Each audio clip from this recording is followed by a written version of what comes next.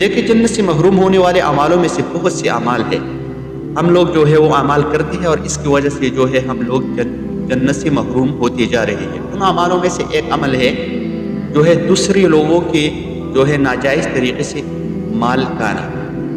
دیکھیں اس چیز سے جو ہے دور رہنا جو ہے ہمارے لیے بالکل فرض ہے۔ اگر ہم لوگ یہ کام نہیں چھوڑتے تو اس کی وجہ سے ہم لوگ جہنم میں داخل ہو سکتے ہیں۔ رسول اللہ صلی اللہ علیہ وسلم فرماتے ہیں ان رجلا یتخوضون فی مال اللہ بغیر حق فلہم النار یوم القیامہ۔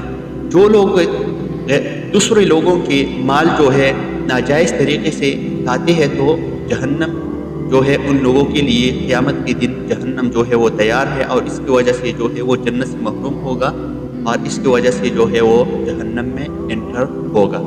تو اس لیے دوسرے لوگوں کے مال کھانا حرام طریقے سے، ناجائز طریقے سے ہم لوگوں کے لیے یہ فرض بنتی ہے کہ ہم لوگ جو ہے دوسروں کو بھی اس بات کی تلقین دیں اور خود بھی اس بات سے بچ جائیں۔